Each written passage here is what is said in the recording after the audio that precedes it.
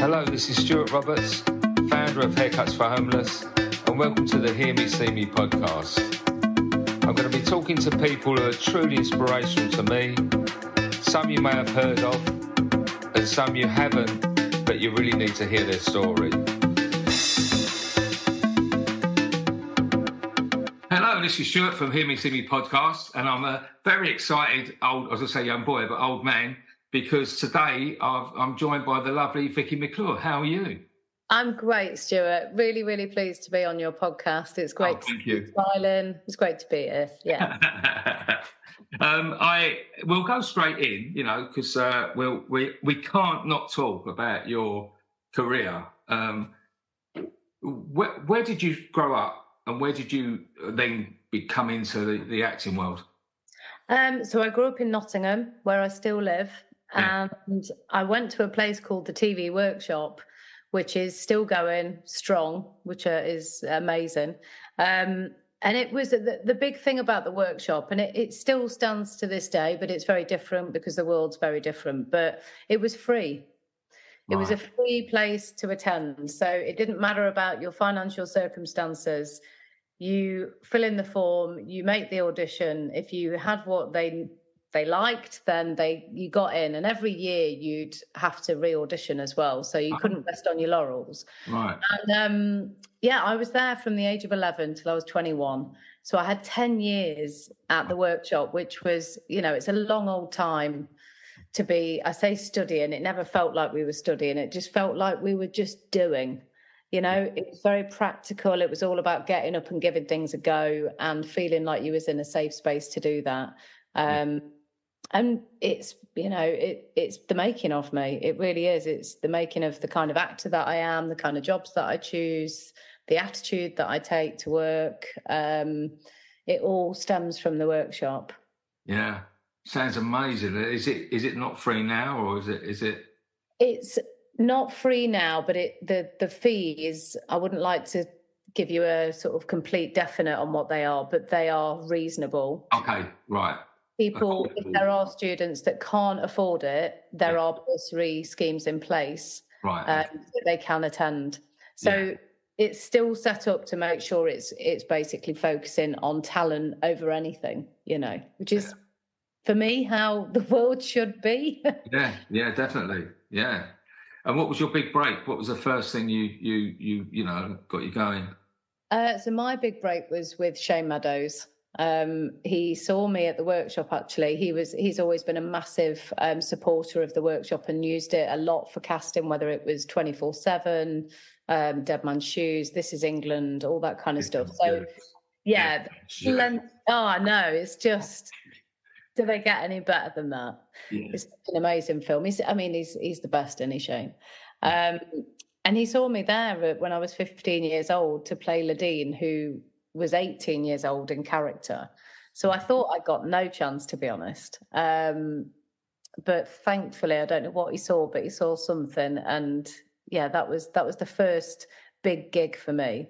It didn't change the game. It didn't make me, it didn't sort of open doors where there was work flooding in or anything like that.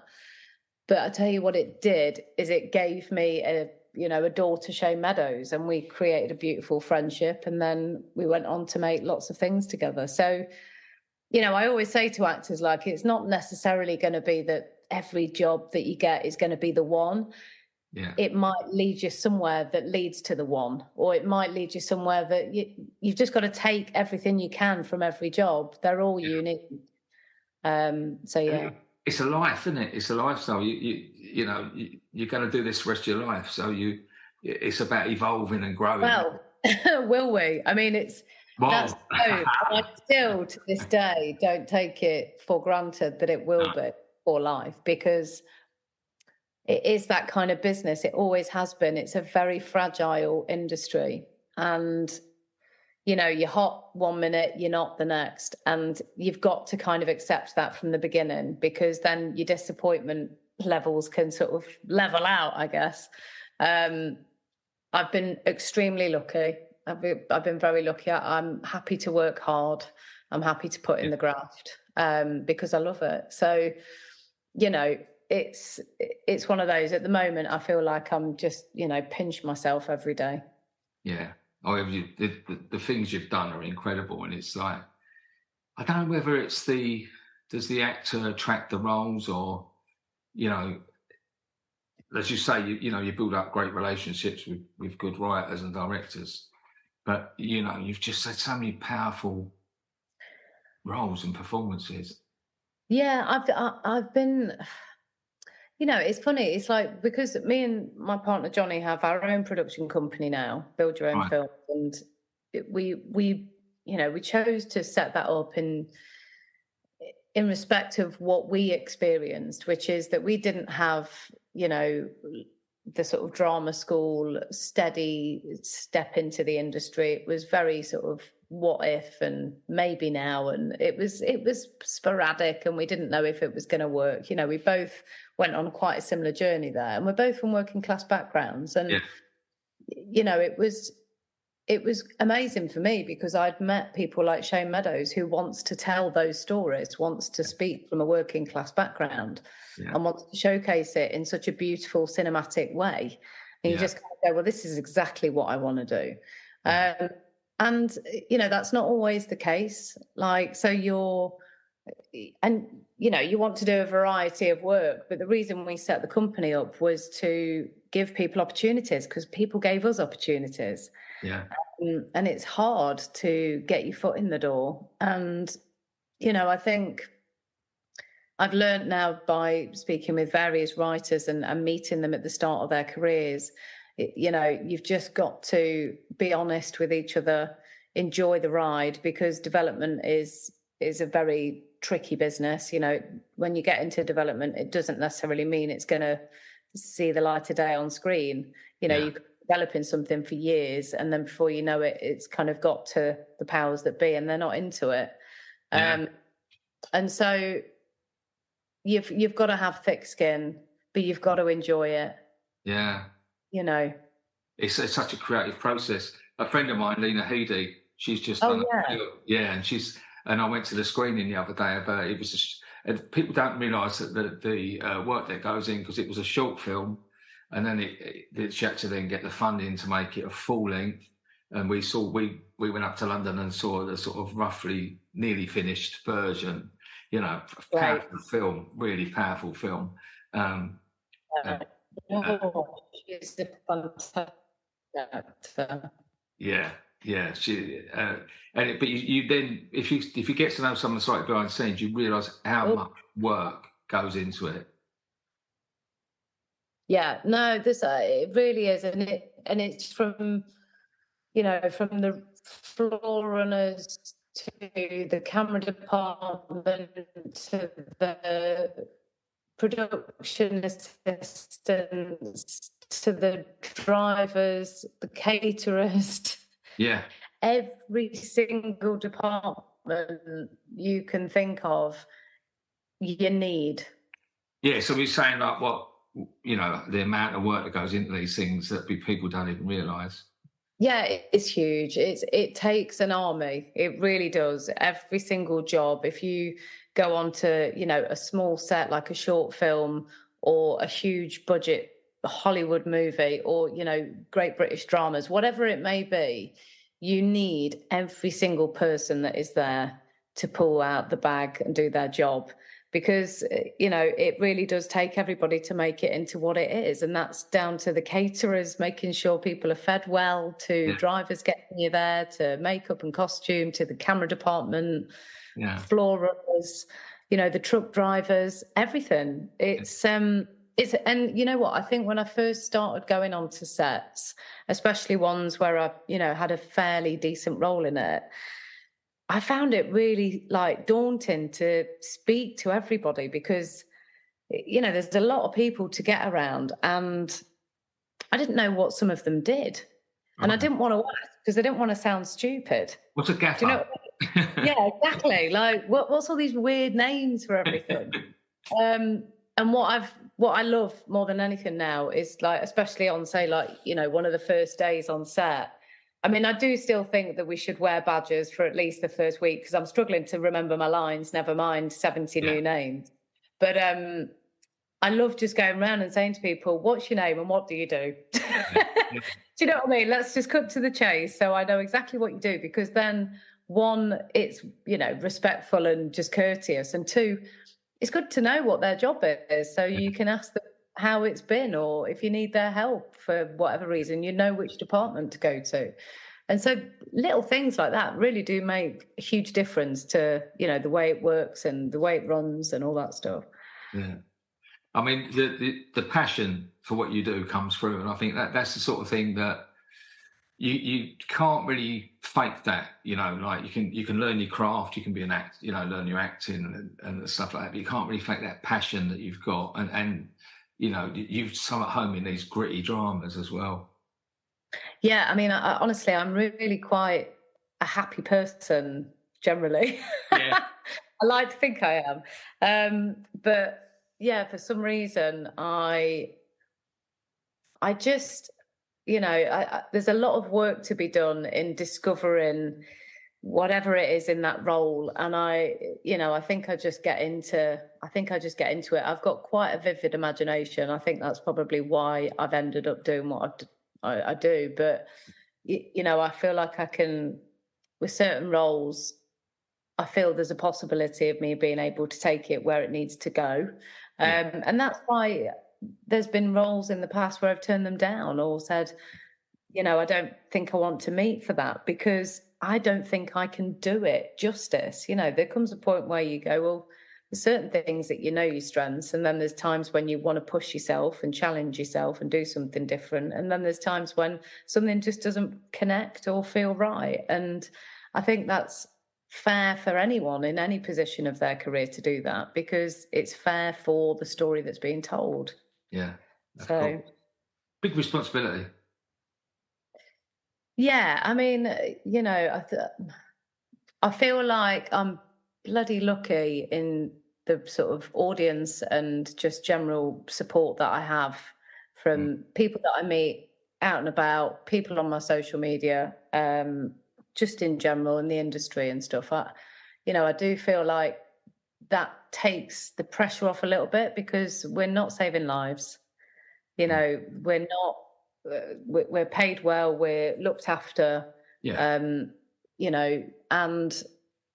we're there to entertain people, and what an amazing opportunity to do that on a regular basis, as much as I can. And so I don't want to sort of go around going, oh God, the pressure. I feel the pressure for sure on days here and there, but ultimately I just feel bloody lucky. Yeah. Well, we actually met through our mutual love of a wonderful human being called Louis Byrne. Yes, we did. Yeah, we did. Louis. I mean, do you know what? I see Louis.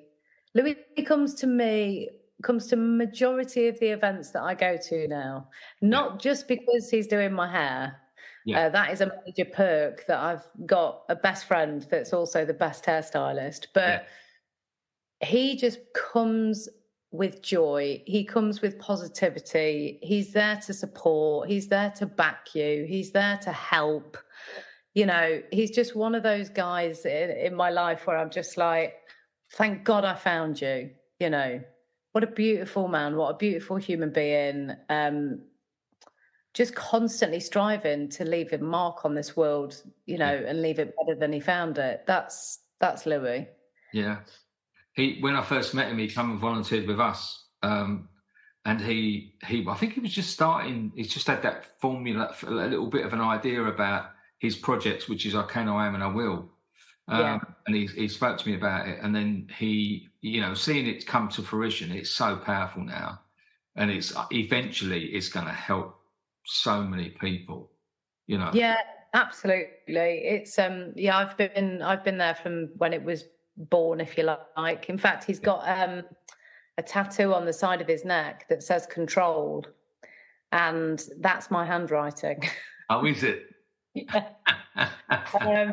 And I remember us discussing I Can, I Am, and I Will, and his journey, and his battles and all that kind of stuff. And that sort of, me writing that down on a piece of paper was the very start of that journey. And You know, I just admire anyone that is willing to start something from scratch that is being created for helping others. Because me and Louis, I mean, we'll both sit down and say, "Oh God, have you heard this? Have you heard that? You know, this conspiracy theory, or this, or that." We're all seeing and hearing the same madness of what is in the world right now, and we have some really interesting chats about that kind of stuff. Yeah. He's in tune with what is going on in the real world. Yeah. And you know, there's a lot flying around with self-help and mental health. And it's great. It's great that there is so much out there for so many people to take on, because we've all got different tastes. We all want to take it in different doses, or we all want to listen to a different type of person. You want to be able to relate, don't you? Yeah. But I also think the way in which Louis does it, it does feel individual. It feels authentic. It feels like it's coming from the right place. And I just can't see why, you know, there will come a day where that journal of his, or just the movement itself, will fly. Because, you know, not only does Louis talk about, you know, identity and growth and all that kind of stuff, there is he's a huge advocate for the LGBTQ plus community, where he just wants to make sure that especially youngsters and people that are, you know, struggling with their identity, he's got a real understanding of that, because he's been there.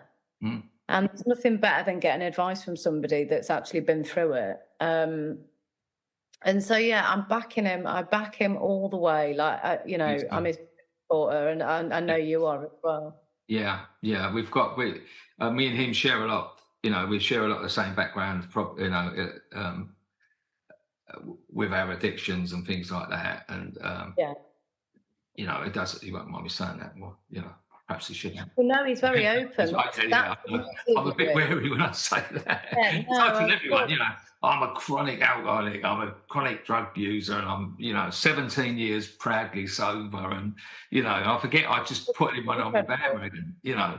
But that's in it when I do help someone, because they instantly know I'm genuine, because they know I know what I'm talking about.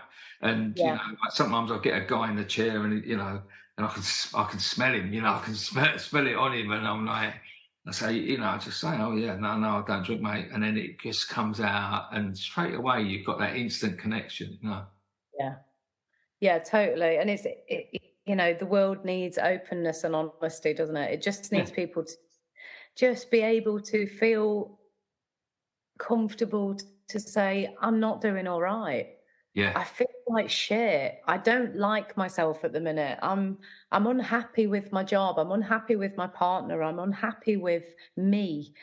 You know, I'm sick of drinking so much. I'm sick of taking this many drugs. I'm sick, whatever it may be. It's like, it's so hard to do that. And only really can you do that when you're with someone that you know is going to be, you know, understanding, patient, and caring. You know, it's like getting those connections with people is so important. And that's why, you know, I love the work that you do. From the minute Louis introduced me, it was like, I can see that it's just coming from such an honest place. It's like, you're doing something that will give people a huge boost of confidence, for one. But I've always said, you know, hairdressers are therapists. You sit in that chair and you might start discussing where you're going on holiday, but by the end of it, you're discussing God knows what. You know, you have an opportunity where you just sat with very little to do. And if I'm sat with Louis, I can't fidget either. No. Exactly. So you do get a good relationship with your hairdresser. You know, I know Louis spoke about this before. It can be a real opportunity for people to leave feeling good about themselves because they've had their hair done, and feeling good about themselves that they've been able to open up and talk about themselves, which we find hard to do. Yeah, and as I've said many times, I've been thanked. You know, thank you for talking to me. and they've not spoken to anyone. You know, they've been invisible and they've not spoken to anyone for weeks at a time. And then, you know, you just because you pass the time of day, which one human being always needs to do for another. You know, we take it so much for granted, don't we? Yeah. But, I mean, sorry, no, go. I mean, shut the blinds though, because I'm actually blind. Yeah, I can see you. Shut the blinds. There we go. There you go. That's better. You were squinting more and more as the time went on. But tell us about, because I love it and I've watched the programs and, you know, like Louis told me about it when it was in its infancy. Tell us about, you know, the Dementia Choir. Oh, the Dementia Choir. Where do I start? So it started as a TV show and with the BBC, and we ended up making 3 series all in all. We made like a small Christmas catch up, and then we did a 3rd series. And it was incredible. It's been life-changing for me, but the sort of real pinnacle of it is what we're doing now. And that is because the show was fantastic, and I'm so pleased it connected with people, and we was able to get it on BBC One, and it was BAFTA nominated, and it got an audience and it got the accolades. Fantastic. But what is important is actually the people getting the help they need. Yeah. And so from when we did the show, I just made a pledge to them and myself that I wouldn't let them down, and we would keep this going, because I didn't want to just make a show and then be like, oh, thanks for, you know, sharing your toughest times with us and showcasing it in front of millions of people on telly, and then leave them back to their lives. It just felt so wrong to me to do that. And it's really been since Karen Bonser came on board as the charity manager. So Karen's actually, her husband is a part of the choir. He's got dementia. He's in his 50s, Mick. Her mum's recently been diagnosed with dementia as well. So if anybody knows what it's like to live amongst dementia, it's Karen. And she manages the choir with incredible trustees and volunteers and supporters. And it's become just a beast. And I'm so proud and pleased, and they are thriving. You know, that's one thing that happened. I've got to share my sort of thoughts on this, because it was a real moment for me. So on Sunday, at the weekend, we played at Splendour Festival in Nottingham again. Saw that, yeah. To like 30,000 people. You know. Right. Yeah, I mean, luckily the choir had the sunshine. I don't know if that's a sign that, you know, but we did. We had a bit of sunshine. And what was amazing is there's a particular choir member called John, and everyone's got, you know, incredible individual personalities and traits and all this kind of stuff. But, you know, their dementia will change them as people in different ways, in ways that you've got to be prepared for the unprepared. Anyway, John always dances about in rehearsals. He's just a character full of life. And anyway, in my head, I'd not even thought that John might not be able to stand in the line and just stand with the choir. Right. To which he couldn't. He was just like, his feet were just moving closer to the end of the stage, and he just wanted to soak it all up. And he did. And he was just, everyone was loving him. It was like he stole the show, and it was brilliant. And I'll tell you why. Because all the people he was interacting with and dancing with and doing all these hand movements and pointing to his name on his top were young. Yeah. And they have a perception of dementia that is John and the choir all dressed in disco gear, having a bop, singing loud and proud. They have a perception that dementia is to live your life, is to find ways to live it well, is to embrace the best parts of life, which is music and dance and friendship and fun. And, you know, as much as we can give them that, the better. And that's why I want to play at festivals. That's why I'm trying to, you know, writing books that are for children that have a dementia angle, because we desperately need the next generations to be able to handle dementia in a better way than what it started out with for us. because when I first just started to discover dementia through my own family with my nonna, we hadn't got a clue what was going on, how to deal with it, how to find the help. You know, there was such little information out there. And there's a long, long way to go. There's a long way to go in terms of, you know, cures and medication. And yeah, sure, we're getting, you know, lots of incredible, encouraging drugs that are coming through, but they're not getting into people's hands quick enough. No. So we've got to find ways to allow people to live well with it. Yeah. And it just really struck me on Sunday. I was just like, that's brilliant. Kids are going back now knowing that's what dementia looks like, not, you know, always somebody that's sat in a chair, not communicating. Vaguely looking out a window, yeah. It's the image, isn't it, that you get. And image is everything, you know, in terms of like messaging and language and all that kind of stuff. Julie, one of our choir members who always speaks so fantastically, again, you know, living with young onset dementia, she's in her 50s. Yeah. And she will always say, we're not suffering with dementia, we're living with dementia. And the amount of articles and, you know, people that I sort of pass by, and it always is suffering with dementia. And we've just got to stop getting out of that habit of like making it like that every day is a suffering day for them. Like Sunday was a great day. No one was suffering. They were all thriving. And that's so important, isn't it, to get that across. I mean, my wife, her cousin had it, and he was only his late 40s, you know, and everyone thinks it's this elderly person's thing, and he was a high flyer, a very successful high flyer man with all the trappings of success, and pretty much overnight he he just did completely, you know, and his wife, and in the end had to sort of lock herself in with him, you know, and it was you couldn't leave him on his own, and unfortunately didn't last very long. And my mother-in-law got it, and she got it overnight, you know. Friday afternoon she was fine. We was actually away, and then Judy got the call that someone had found her mum in the street, you know, like the next morning, and it was so whether it was a mini bleed or something that brought it on, but you know, in 24 hours she just wasn't herself anymore and never came back, you know. There's so many variations. There's over 120 odd types of dementia. Yeah. It's, you know, it's the brain. We cannot just lift the hood and mess about with it. It's so delicate. There's so much work to be done. There's so much research that's needed. There's so much funding that needs, and you know, from the top, from the government, from the NHS.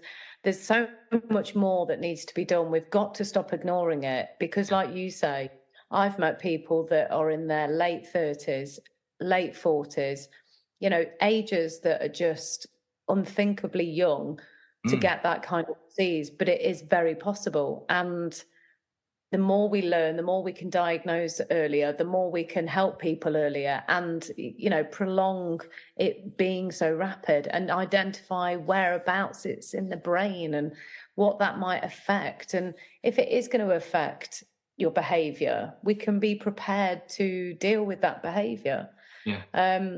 You know, with our choir, there's variations of types of dementia in the choir, and we have to, you know how to manage it. And I think it's, you know, a good point also to point out that without the carers, whether that be a family member or an external carer or a friend, without the volunteers, without all these people,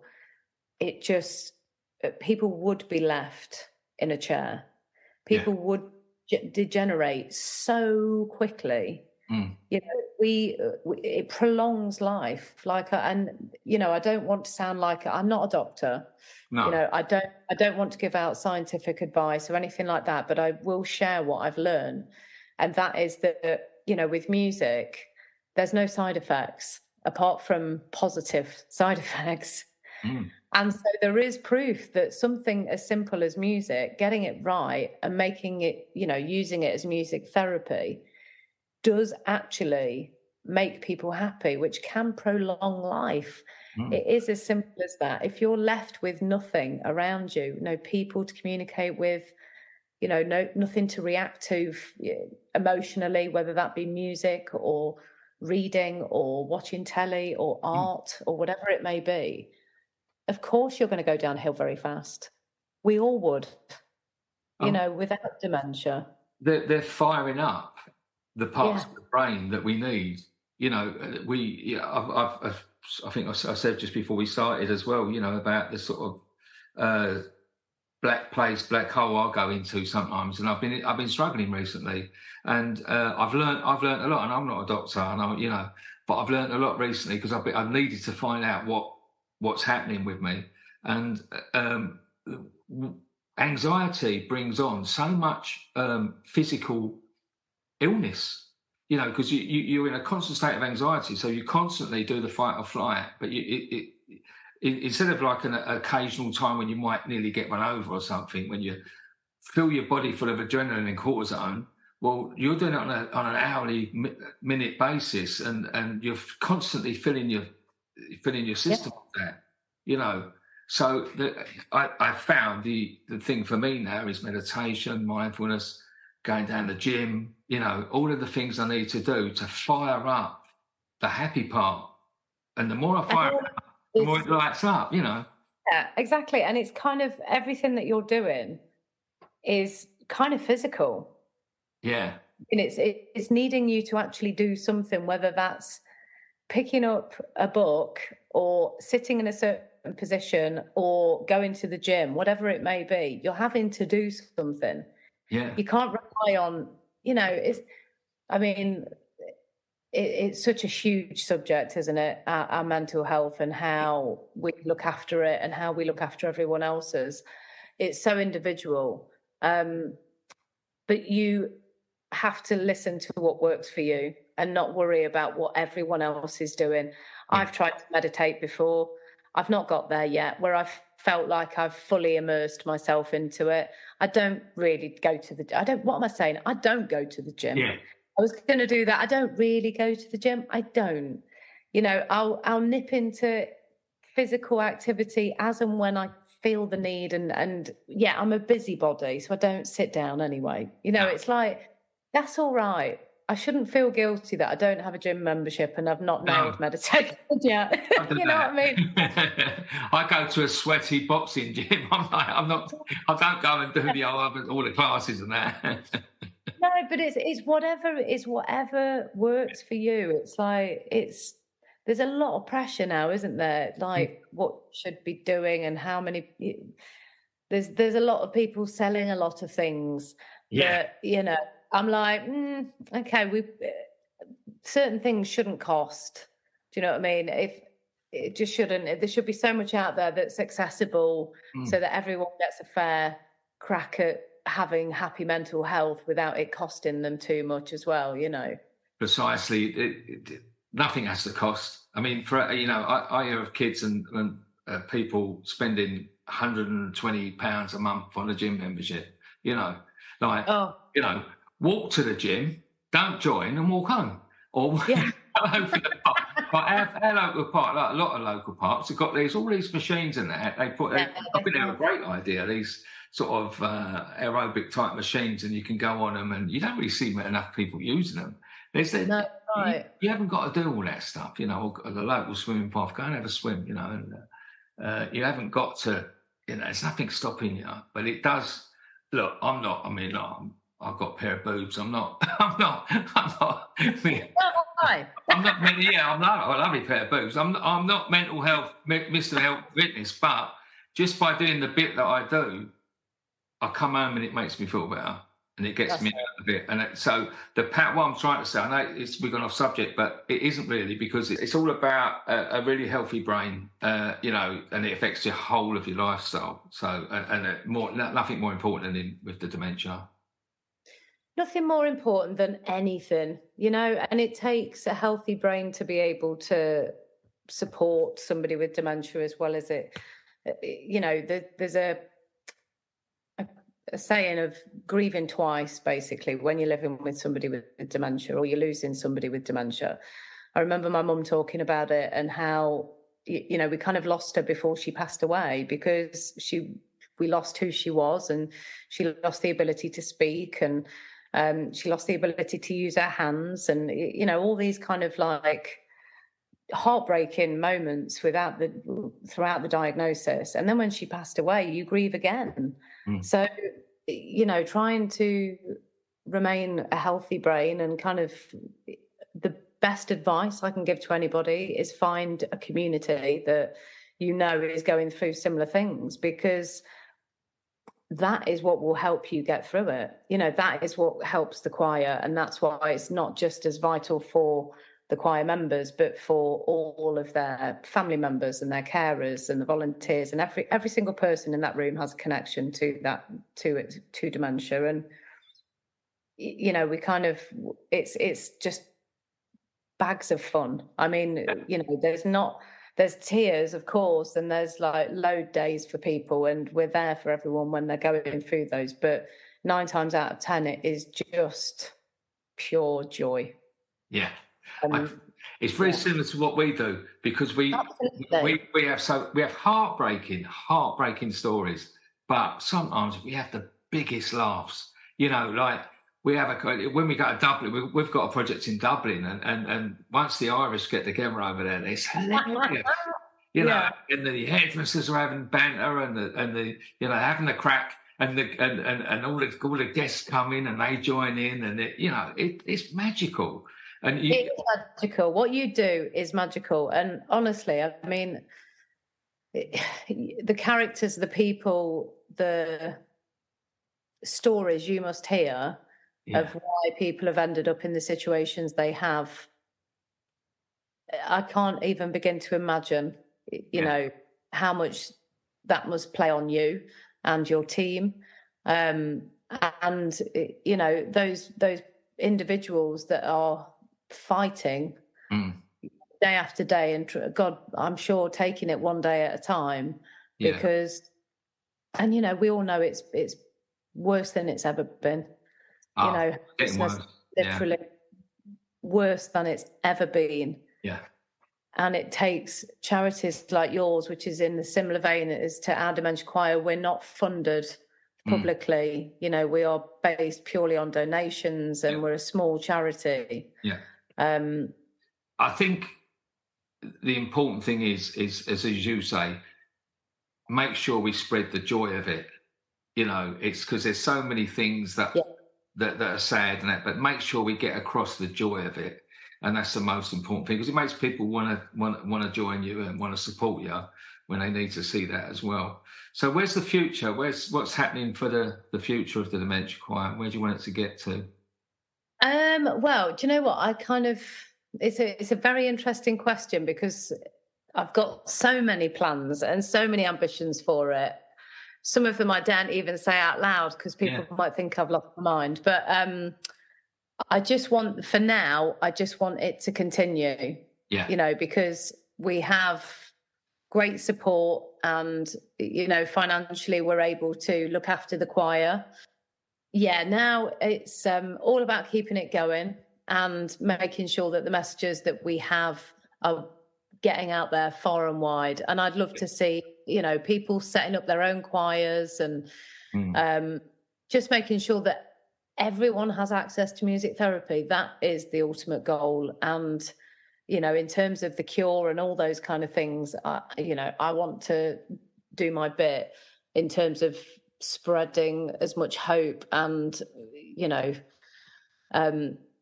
I suppose campaigning for making sure we get that as much as I can. Well, look, I'm on board. If ever you need me, I'm there.